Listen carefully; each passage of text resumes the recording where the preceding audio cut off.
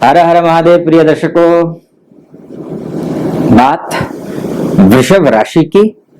वृषभ राशि वालों के लिए अक्टूबर, नवंबर और दिसंबर का महीना कैसा रहने वाला है, इसी विषय पर इस वीडियो में चर्चा होगी। और ये जो फलादेश होगा वो नक्षत्र ज्योतिष के हिसाब से होगा। और नक्षत्र ज्योतिष के हिसाब से वृषभ राशि जो है वो कृतिका के 3 चरण, कृतिका नक्षत्र के 3 चरण अर्थात ई, उ और ए, इन 3 अक्षरों से जिनका नाम शुरू होता है उनका जो नक्षत्र होता है वो कृतिका होता है और राशि जो होती है वो वृषभ राशि ही होती है। उसके बाद रोहिणी नक्षत्र के 4 चरण अर्थात ओ अक्षर से जिनका नाम शुरू होता है, वा से, वी से या वु से जिनका नाम शुरू होता है, उनका जो नक्षत्र होता है वो रोहिणी नक्षत्र होता है, राशि वृषभ ही होती है। मृगशिरा नक्षत्र के 2 चरण वे और वो अक्षर से जिनका नाम शुरू होता है, उनका नक्षत्र तो मृगशिरा होता है लेकिन राशि जो है वो वृषभ राशि है। तो नक्षत्र ज्योतिष के हिसाब से ये फलादेश होगा। बात सबसे पहले कृतिका नक्षत्र की। कृतिका का अर्थ जो होता है वो कार्य करना या काटना होता है। वैदिक ज्योतिष में कृतिका 27 नक्षत्रों में से तीसरा नक्षत्र है। वृषभ राशि में कृतिका नक्षत्र के ये 3 चरण होते हैं। नक्षत्र स्वामी जो होते हैं वो यानी कि कृतिका नक्षत्र के जो स्वामी हैं वो सूर्य हैं और राशि के स्वामी जो है, वृषभ राशि के स्वामी जो है वो शुक्र हैं। ये भगवान अग्नि से जुड़ा हुआ है जो शक्ति और ऊर्जा का स्रोत है। वैकल्पिक रूप से मोर को कृतिका नक्षत्र का प्रतीक भी माना जाता है। कृतिका नक्षत्र का नाम भगवान शिव के पुत्र कार्तिकेय से जुड़ा हुआ है और कार्तिकीय देवताओं के सेनापति हैं।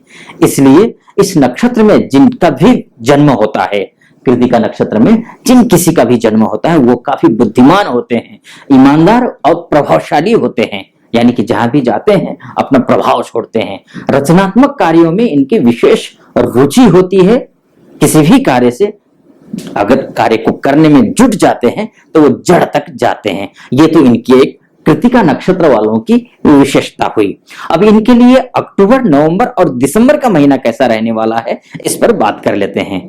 1 अक्टूबर से लेकर के 17 अक्टूबर तक आपके राशि का स्वामी अर्थात शुक्र, वृषभ राशि का स्वामी शुक्र जो है वो मघा नक्षत्र में गोचर करेंगे और कृतिका नक्षत्र से मघा नक्षत्र जो होता है वो मित्र तारा है। अर्थात 17 अक्टूबर तक का जो समय है वो मित्र तारा के हिसाब से अत्यंत शुभ है। हर एक दृष्टिकोण से शुभ दिखाई दे रहा है, चाहे स्वास्थ्य के दृष्टिकोण से कहिए, गृह सुख के दृष्टिकोण से कहिए, वाहन सुख के, विवाह के लिए, प्रेम संबंध के लिए, शिक्षा के लिए या फिर दाम्पत्य जीवन के लिए, बिजनेस, जॉब और इंटरव्यू इत्यादि के लिए।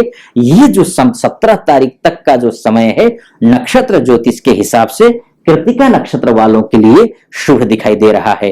लेकिन 17 तारीख से लेकर के 31 अक्टूबर के बीच का जो समय है वो और भी ज्यादा अच्छा है, क्योंकि अतिमित्र तारा है। अतिमित्र तारा में और भी अधिक शुभ होता है। तो इसलिए आप अक्टूबर का महीना कम से कम नक्षत्र ज्योतिष के हिसाब से तो बहुत शुभ, बहुत अच्छा दिखाई दे रहा है हर एक दृष्टिकोण से, हर एक मामले में। उसके बाद जाकर के कृतिका नक्षत्र की ही बात 31 अक्टूबर के रात के 1:05 से लेकर के 12 नवंबर तक का जो समय है वो सामान्य है।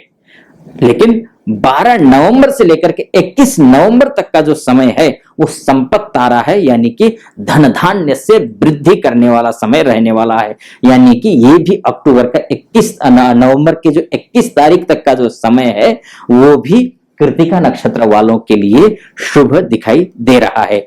लेकिन 21 नवंबर से लेकर के 21 नवंबर के 8:30 से लेकर के ये जो 5 दिसंबर तक का जो समय है वो विपत तारा है, यानी कि शुभ नहीं है।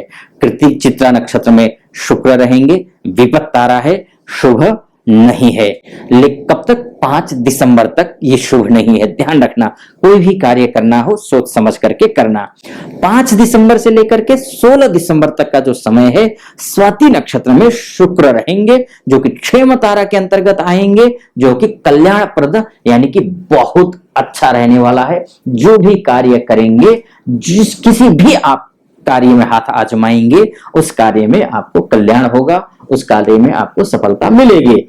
लेकिन 16 दिसंबर से लेकर के अंतिम तक 27 दिसंबर तक का जो समय है, प्रत्येरी तारा है, यानी कि महीने का अंत बहुत अच्छा नहीं है, यानी कि बाधाएं आ सकती हैं। कोई भी कार्य करना हो समझ लेना, जिस जिस समय को मैंने उचित बोला है, उन उन समयों में ही उन कार्यों को करना। कुछ उपाय बताऊंगा, उन उपायों को भी करना, क्योंकि वो उपाय जिन्होंने किया है उनको उनकी जिंदगी बदली है। आपको भी सलाह दूंगा, जो उपाय बताऊंगा, जितना भी आप बर्बाद हो गए हो, जो भी हो गए हो, लेकिन ये 3 महीने नक्षत्र ज्योतिष के हिसाब से कृतिका नक्षत्र वालों के लिए शुभ है, अच्छा है। कुछ उपाय अंतिम में बताऊंगा, बने रहिए मेरे साथ। अब बात रोहिणी नक्षत्र की। रोहिणी नक्षत्र जो है भगवान श्री कृष्ण का जन्म नक्षत्र भी है, हमें ध्यान दे रखना होगा। बहुत सुंदर होते हैं, बहुत अच्छे होते हैं। लेकिन आकाश के 27 नक्षत्रों में से जो चौथा नक्षत्र है वो रोहिणी नक्षत्र है, और इसका अधिकार क्षेत्र जो होता है वृषभ राशि के 10 अंश से लेकर के 23 अंश 20 कला तक रहता है। इस नक्षत्र का जो स्वामी होता है, यानी कि रोहिणी नक्षत्र का जो स्वामी है वो चंद्रमा है, और राशि का स्वामी तो जानते ही हैं शुक्र है। और इन्हीं 2 ग्रहों का प्रभाव रोहिणी नक्षत्र वालों पर भी पड़ता है। रोहिणी नक्षत्र धन का नक्षत्र है, कला का नक्षत्र है, सौंदर्य का कारक ग्रह नक्षत्र है। ये अंतर्ज्ञान, बुद्धिमत्ता, इन सभी चीजों का प्रतिनिधित्व करता है, इनको दर्शाता है। और कुछ ऐसी बातें जो लोगों को दूसरों से अलग दिखाती हैं, वो वृषभ राशि के रोहिणी नक्षत्र में पाए जाते हैं। तो इसीलिए यहां पर हमें रोहिणी नक्षत्र की बात करें। अब 1 अक्टूबर का जो महीना है रोहिणी नक्षत्र वालों के लिए, अर्थात रोहिणी नक्षत्र अर्थात ओ अक्षर से, वा अक्षर से, वी अक्षर से, या फिर वो अक्षर से जिनका नाम शुरू होता है उनका रोहिणी नक्षत्र है। अब 1 अक्टूबर से लेकर के 17 अक्टूबर तक का जो समय है रोहिणी नक्षत्र वालों के लिए बहुत शुभ नहीं है, क्योंकि वध तारा है। वध तारा के अंतर्गत खतरा होता है, अच्छा नहीं माना गया है। क्योंकि देखिए ना, यहाँ पर कृतिका नक्षत्र वालों के लिए अच्छा था, क्योंकि ये जो समय है, लेकिन रोहिणी नक्षत्र वालों के लिए अच्छा नहीं है। लेकिन 17 अक्टूबर से लेकर के 31 अक्टूबर तक का जो समय है मित्र तारा है, यानी कि पूरा आधा समय, शुरुआत का 17 अक्टूबर तक का समय अच्छा नहीं है। हर एक कार्य में, चाहे आप शादी विवाह के इत्यादि की बात कर लीजिए, या फिर गृह सुख की बात कर लीजिए, दाम्पत्य जीवन की बात, बिजनेस की, नौकरी की, पैसे की, आर्थिक लाभ की बात, स्वास्थ्य की बात, हर एक मामले में अच्छा था। लेकिन उसके बाद की जो स्थिति है वो अच्छी दिखाई दे, यानी कि 31 अक्टूबर तक समय अच्छा है, 17 से लेकर 31 अक्टूबर तक अच्छा है। लेकिन 31 अक्टूबर के रात के 1:05 से लेकर के 12 नवंबर तक का जो समय है मित्र तारा होता है, क्योंकि नवा नक्षत्र है। नवा नक्षत्र जो होता है वो अतिमित्र तारा है, अत्यंत शुभ, यानी कि इस तारा से बेहतर फल दूसरा कोई तारा देता नहीं है। लेकिन 12 नवंबर से लेकर के 21 नवंबर के बीच का जो समय है जन्म तारा है, अर्थात सामान्य रहने वाला है रोहिणी नक्षत्र वालों के लिए।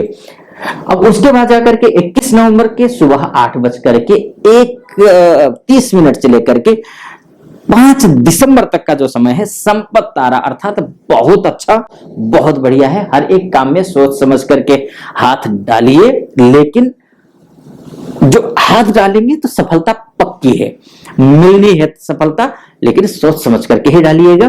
कुछ उपाय भी बताऊंगा, बेहतर तरीके से उनको कर लीजिएगा।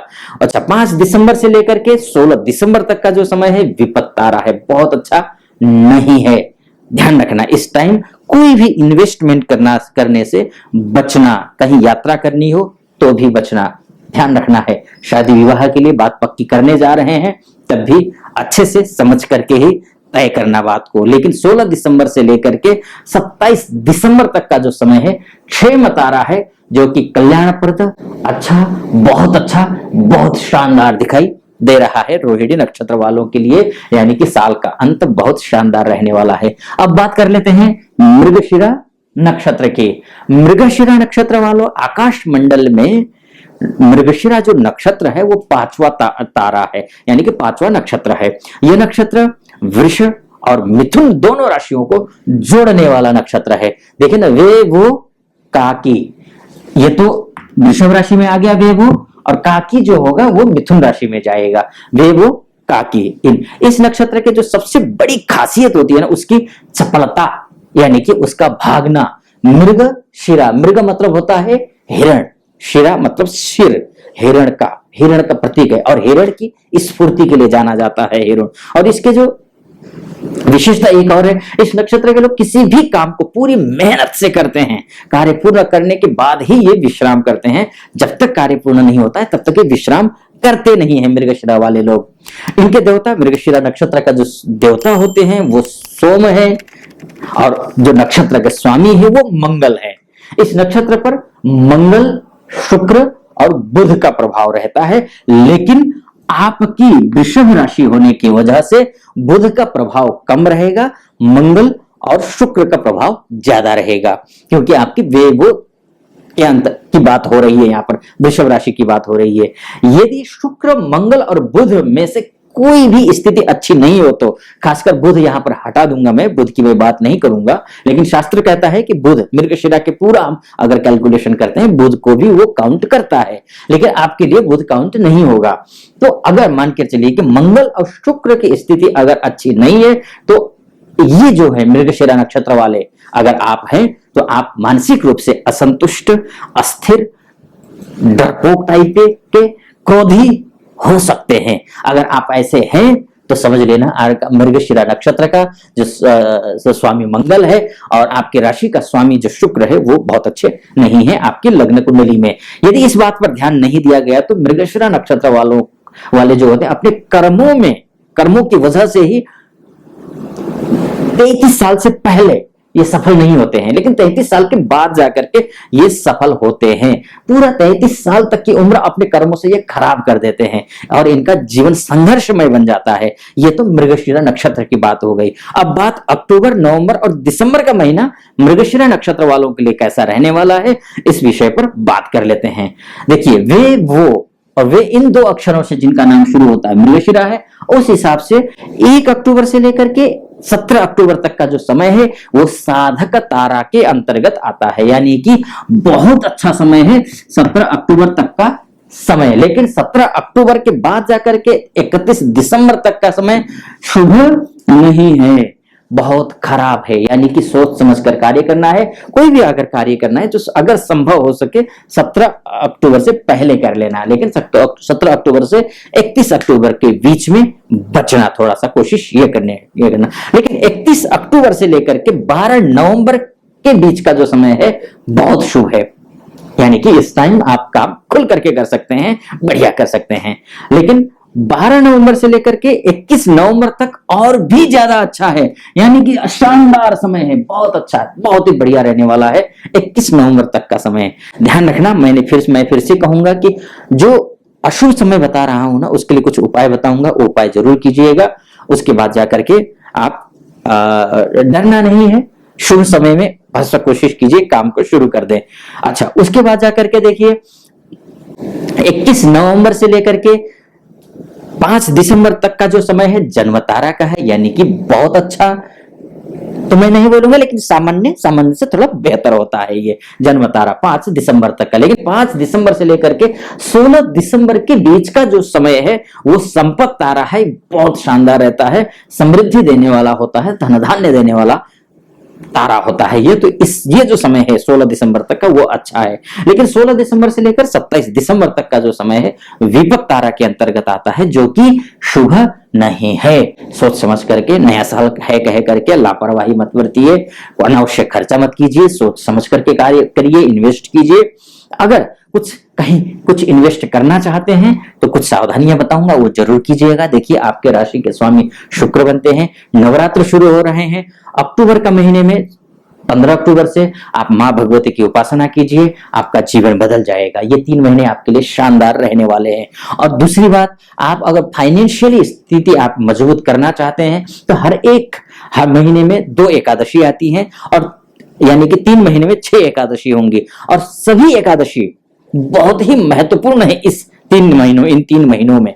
तो ये आप एकादशी के दिन चावल का त्याग कीजिए, चावल मत खाइए उस दिन, और भगवान विष्णु की उपासना कीजिए, तुलसी जी की उपासना कीजिए, तुलसी जी पर धूप बत्ती चलाइए, अगर धूप बत्ती के साथ में दीपक जलाई दीजिए, ओम विष्णु जी का नाम लीजिए और ओम विष्णवे नमः का जप कर लीजिए। इससे आपका समय ठीक हो जाएगा। एक दूसरी बात, आपका जो आपके ये 2 काम करने हैं आपको। तीसरा जो है वो श्री राम रक्षा स्तोत्र का पाठ करना है, 108 पाठ करना है इन नवरात्रों में, यानी कि 15 से लेकर के 9वीं तक, आपको प्रतिपदा से लेकर 9वीं तक इतना कर लीजिए। आपके जो भी अशुभ तारा है बीच बीच में मैंने आपको बताया, वो भी ठीक हो जाएगा, आपका काम शुभ होगा, आपका हमेशा कल्याण हो, ऐसी मेरी कामना। फिलहाल अनुमति दीजिए। मेरा दूसरा भी चैनल है द आचार्य मुक्ति नाम से आप डिस्क्रिप्शन में लिंक भी होगा, वहां जाकर के आप वैदिक ज्योतिष के हिसाब से फलादेश भी सुन सकते हैं,